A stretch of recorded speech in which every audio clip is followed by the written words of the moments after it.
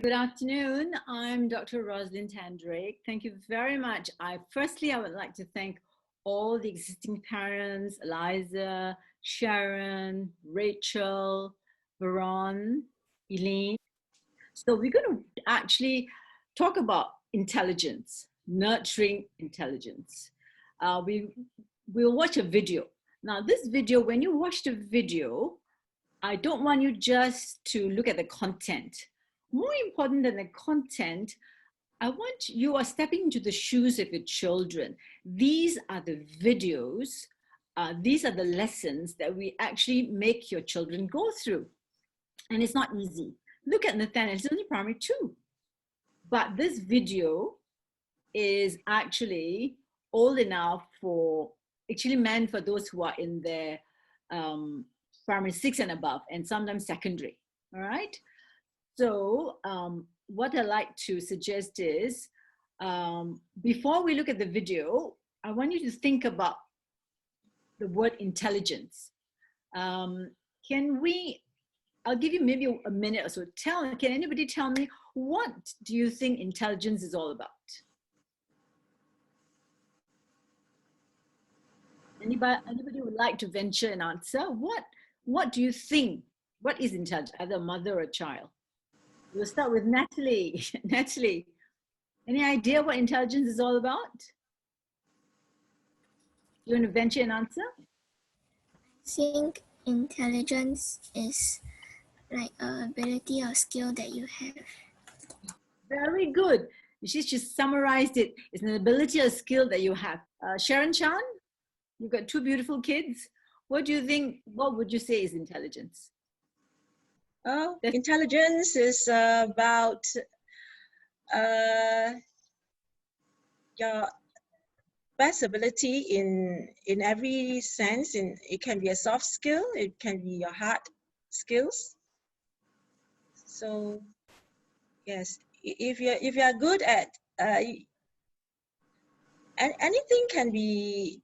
I mean, if you're good at something, you are intelligent, to me. Perfect. No, that's perfect. That's an amazing answer. That's wonderful. So can you see that what we do is, when we teach the children, we go raw, we ask them questions, we don't give them answers, we make them think. So can you feel, Sharon, that I'm putting you in a spot? I'm asking you questions, right? And you feel, oh, what do I say? What do I say? What do I think? So I'm making you think on your feet.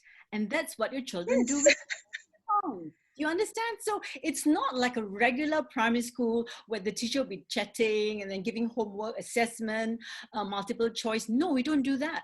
We treat your children like grown-ups, like undergraduates in the university.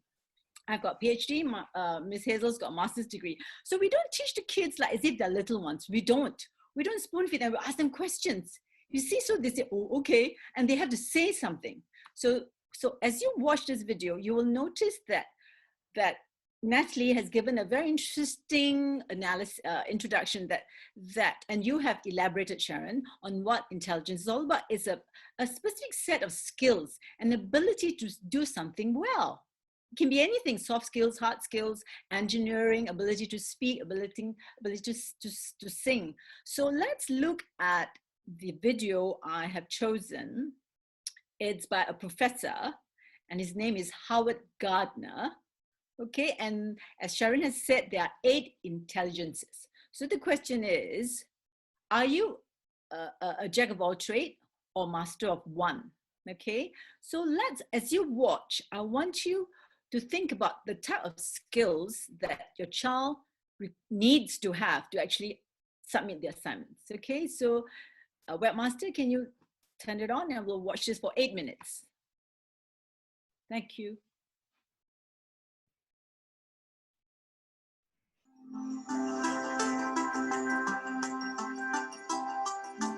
Currently, I think there are 8 intelligences that I'm very confident about, and a few more that I've been thinking about, and I'll share that with the audience.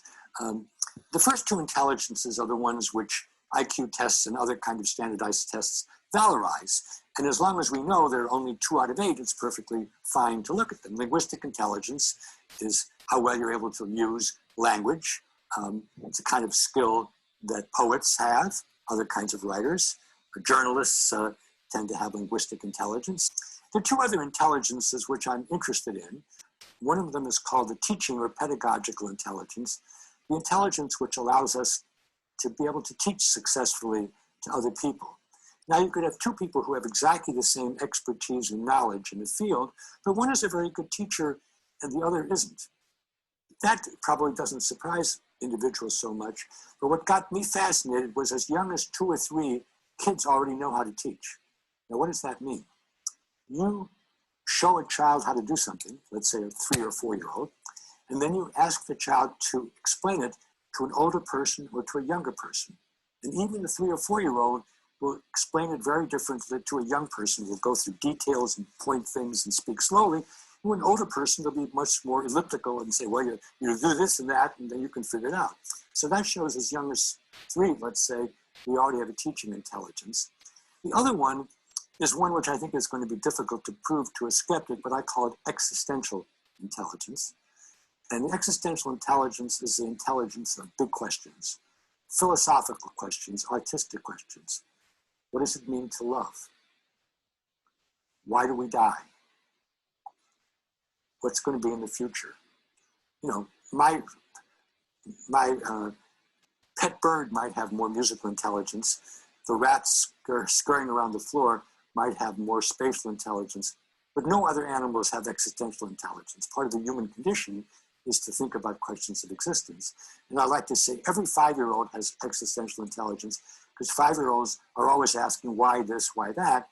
But the difference between a 5-year-old and a philosopher is the 5-year-old doesn't pay too much attention to the answer, whereas philosophers and other people who develop existential intelligence are really very interested in how we attack questions like that. So again, whether there's 8 intelligences or 10 or 12 is less important to me than having broken the monopoly of a single intelligence which sort of labels you for all time. I think if we lived forever, we could probably develop each intelligence to a very high degree.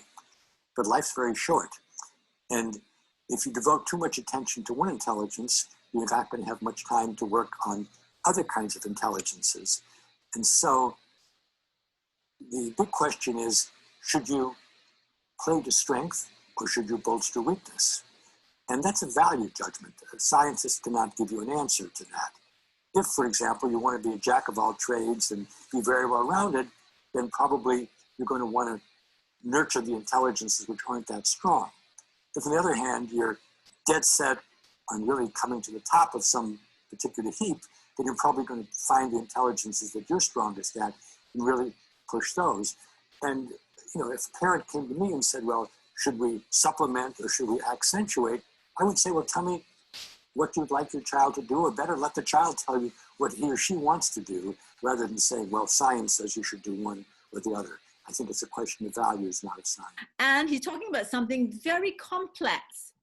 So for a little child like Nathaniel, you know, what? He's only 7, you know, what do you expect him to learn? But we do push the boundary.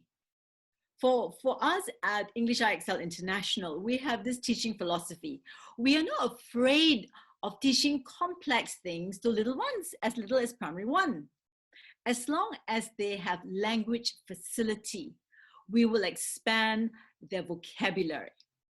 Okay, let me just illustrate. Okay, let's illustrate with Nathaniel. He's the youngest. Okay, Nathaniel, I can't quite see your face. If you sort of, okay, Nathaniel, tell me one thing. You see, this is again an open-ended question that we ask the children. Tell me one thing you learned from this video. Just one thing. Did you learn anything from this video? Yes. Very good. Tell me one thing you learned from this video. 8 different types of intelligence. Very clever. And what are the intelligences you think you have? We try to make it personal. We try to pose questions. There are 8 very complex ones. Tell me one level that you have, that you're very sure you have. Are you very good in mathematics or very good in language? Mathematics. So you remember the second intelligence, what did they say? They say the first is linguistic, means language ability. Like your sister has linguistic ability. She can speak well, she can write beautifully.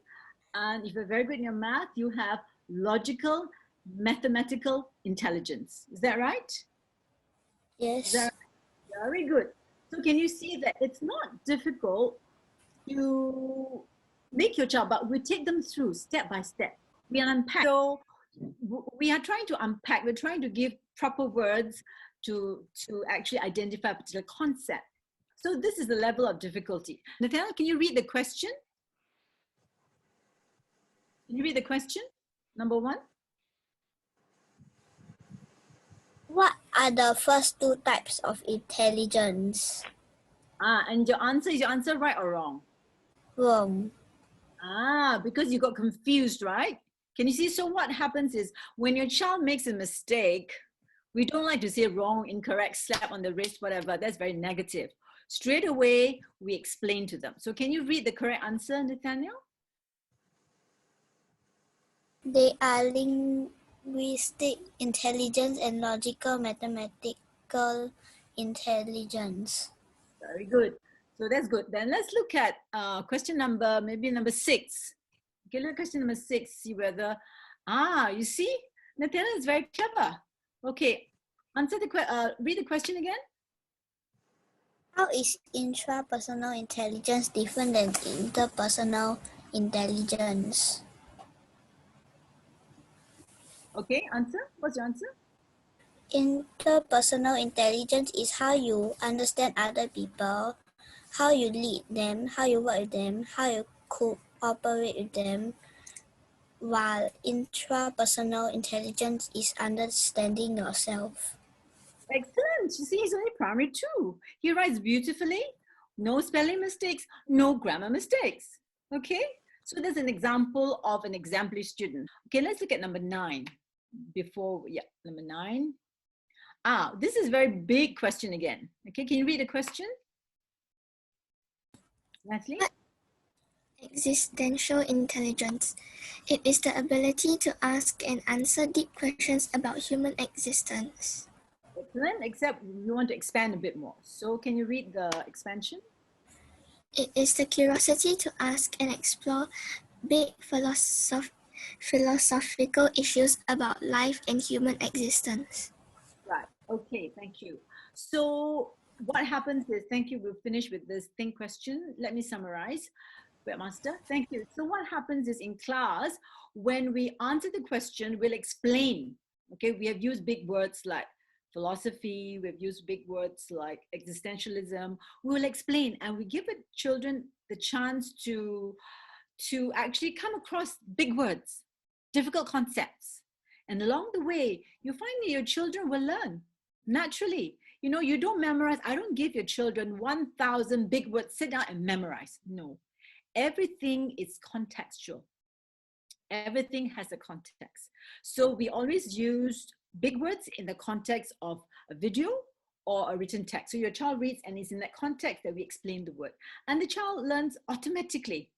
You don't have to force them. They learn contextually, and it's also learner focused. You notice that more than any of the classes you attend, we have a one-to-one personal relationship with the children because we mark their work and we give them private feedback. So that's good. So you see there's really personal attention, although you see it's in a group, but the assignments are all individually focused. And the children get the best. In fact, the kind of teaching that your child gets is almost like undergraduate teaching. We don't go very simple, like 1, 2, 3, 4 grammar. In the context of a difficult passage, whether it's written or audio, your child will pick up grammatical rules. And if they make mistakes, we'll correct them for them. All right? But let Miss Hazel run through the 4 questions that Rachel asked in the context of how does our syllabus provide a foundation for the MOE requirements. We have met the expectation of the MOE because my dear Natalie has got A star and she's done very well. Okay.